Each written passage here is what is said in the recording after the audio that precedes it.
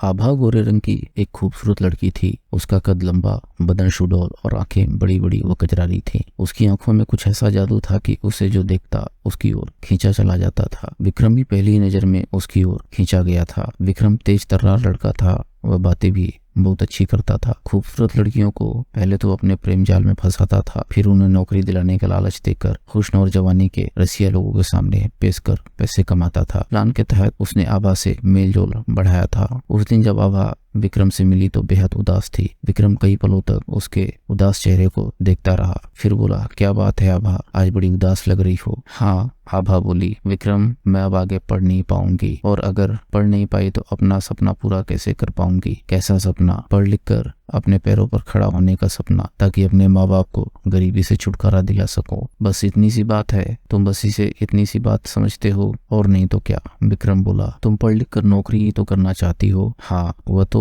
तुम अब भी कर सकती हो, लेकिन भला कम पढ़ी लिखी लड़की को नौकरी देगा कौन। मैं इंटर पास हूँ। आभा बोली, मैं कई सालों से पटना की एक कंपनी में काम करता हूँ। इस नाते मैनेजर से मेरी अच्छी जान पहचान है। अगर तुम चाहो तो मैं तुम्हारे बारे में उससे बात कर सकता हूँ। तो फिर करो ना। आभा बोली, अगर तुम्हारे चलते मुझे नौकरी मिल गई तो मैं हमेशा तुम्हारी एहसानमंद रहूंगी। आभा विक्रम के साथ पटना आ गई थी। एक होटल के कमरे में विक्रम ने एक आदमी से मिलवाया। वह तकरीबन 45 साल का था। जब विक्रम ने उससे आभा का परिचय कराया तो वह कई पलों तक उसे घूरता रहा, फिर अपने पलंग के सामने पड़ी कुर्सी पर बैठने का इशारा किया। आभा ने एक नजर कुर्सी के पास खड़े विक्रम को देखा, फिर कुर्सी पर बैठ गई। उसके बैठते ही विक्रम उस आदमी से बोला, सर आप आभा से जो कुछ पूछना चाहते हैं पूछिए, मैं थोड़ी देर में आता हूँ। कहने के बाद विक्रम आभा को बोलने का मौका दिए बिना जल्दी से कमरे से निकल गया। उसे इस तरह से कमरे से जाता देख आभा पल भर को बौखलाई, फिर अपने आप को संभालते हुए तथा कथित मैनेजर को देखा। उसे अपनी ओर निहारता देख वो बोला, तुम मुझे अपने सर्टिफिकेट दिखाओ। आभा ने उसे अपने सर्टिफिकेट दिखाए। वह कुछ देर तक उन्हें देखने का दिखावा करता रहा, फिर बोला, तुम्हारी पढ़ाई लिखाई तो बहुत कम है। इतनी कम क्वालिफिकेशन पर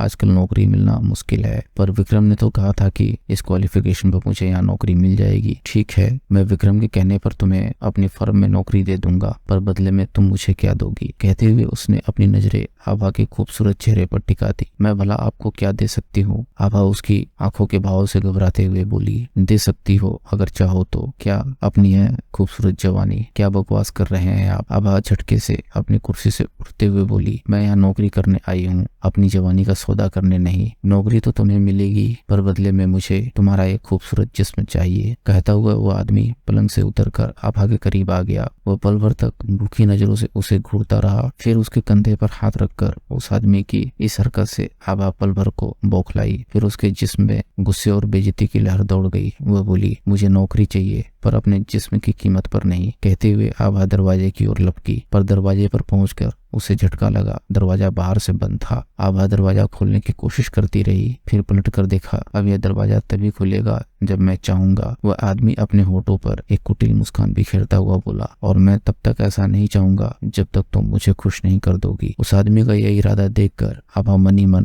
कांप उठी। वो डरी हुई आवाज में बोली, देखो तुम जैसा समझते हो मैं वैसी लड़की नहीं हूँ। मैं गरीब जरूर हूँ, पर अपनी इज्जत का सौदा नहीं कर सकती। प्लीज दरवाजा खोलो और मुझे जाने दो। हाथ आए शिकार को मैं यूं ही कैसे जाने दूं। बुरी नजरों से आभा के उभारों को घूरता हुआ वो बोला, तुम्हारी जवानी ने मेरे बदन में आग लगा दी है, और मैं जब तक तुम्हारे तन से लिपटकर यह आग नहीं बुझा लेता तुम्हें जाने नहीं दे सकता। कहते हुए वह झपटकर आगे बढ़ा, फिर आभा को अपनी बाहों में दबोच लिया। अगले ही पल वह आभा को बुरी तरह चूम सहला रहा था, साथ ही वह उसके कपड़े भी नोच रहा था। ऐसे में जब आभा का अधनंगा बदन उसके सामने आया तो वह बावला हो उठा। उसने आभा को गोद में उठाकर पलंग पर डाला, फिर उस पर सवार हो गया। आभा रोती छटपटाती रही, पर उसने उसे तभी छोड़ा जब अपनी मनमानी कर ली। ऐसा होते ही वह हाँफता हुआ आभा पर से उतर गया। आभा कई पलों तक उसे नफरत से घूरती रही। तूने मुझे बर्बाद कर डाला, पर याद रख मैं इसकी सजा दिला कर रहूंगी। तेरी काली करतूतों का भांडा फोड़ पुलिस के सामने करूंगी। तू मुझे सजा दिलाएगी, पर मैं तुझे इस लायक छोड़ूंगा ही नहीं। कहते हुए उसने झपटकर आभा के गर्दन पकड़ ली और उसे दबाने लगा। आभा उसके चंगुल से छूटने की भरपूर कोशिश कर रही थी, पर थोड़ी ही देर में उसे यह एहसास हो गया कि वह उससे पार नहीं पा सकती और वह उसे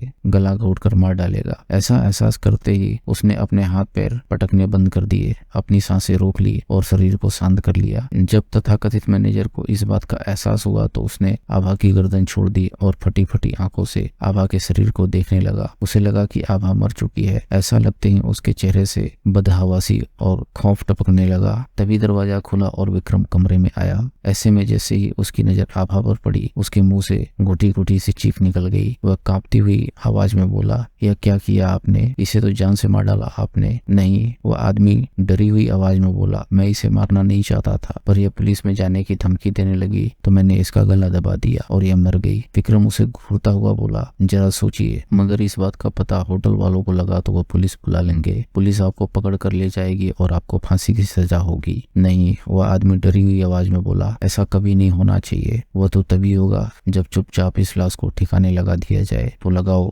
वह आदमी बोला। यह इतना आसान नहीं है। कहते हुए विक्रम की आंखों में लालच की चमक उभरी। इसमें पुलिस में फंसने का खतरा है और कोई यह खतरा यूं ही नहीं लेता। फिर कीमत लगेगी इसकी। कितनी? 5 लाख। 5 लाख? यह तो बहुत ज्यादा रकम है। आपकी जान से तो ज्यादा नहीं है, विक्रम बोला। और अगर आपको कीमत ज्यादा लग रही है तो आप खुद ही इसे ठिकाने लगा दीजिए, मैं तो चला। कहते हुए विक्रम दरवाजे की ओर बढ़ा। अरे नहीं, वह हड़बड़ाते हुए बोला, ठीक है, मैं तुम्हें 5 लाख रुपए दूंगा, पर इस मामले में तुम्हारी कोई मदद नहीं करूंगा। तुम्हें सब कुछ अकेले ही करना होगा। विक्रम ने पल भर सोचा, फिर हाँ में सिर हिलाता हुआ बोला, कर लूंगा, पर पैसे काम होते ही पैसे मिल जाएंगे। पर याद रखिए, अगर धोखा देने की कोशिश की तो मैं सीधे पुलिस के पास चला जाऊंगा। मैं ऐसा नहीं करूंगा। कहते हुए वह कमरे से निकल गया। इधर वह कमरे से निकला और उधर उसने बेसुध पड़ी आभा को देखा। वह उसे ठिकाने लगाने के बारे में सोच ही रहा था कि आभा उठ बैठी। अपने सामने आभा को खड़ी देख विक्रम की आंखें हैरानी से फटती चली गई। उसके मुंह से हैरत भरी आवाज फूटी, आभा तुम जिंदा हो? हाँ, आभा बोली, पर अब तुम जिंदा नहीं रहोगे। तुम भोली भाली लड़कियों को नौकरी का झांसा देकर जिस्म सौदागरों को सौंपते हो। मैं तुम्हारी यही करतूत लोगों को बतलाऊंगी। तुम्हारी शिकायत पुलिस में करूंगी। आभा का यह रूप देखकर पहले तो विक्रम बौखलाया, फिर उसके सामने गिड़गिड़ाता हुआ बोला, ऐसा मत करना। क्यों न करूं मैं ऐसा? तुमने मेरी जिंदगी बर्बाद कर दी और कहते हो कि मैं ऐसा न करूं,